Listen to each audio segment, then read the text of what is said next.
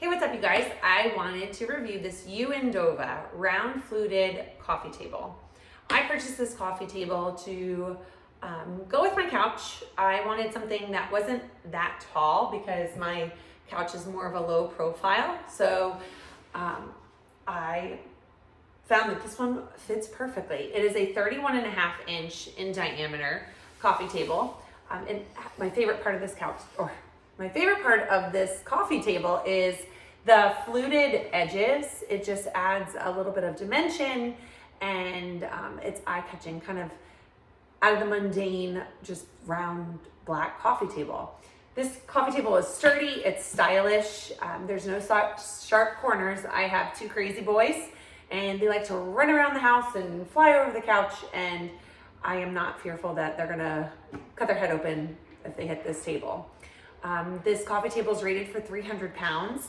It is easy to put together. I did it by myself after work one afternoon. Took about 30 minutes max. It does well with cups that are left with condensation rings. It wipes off easily. It does not leave a stain because, you know, again, with boys, they tend to just leave their cups on the coffee table.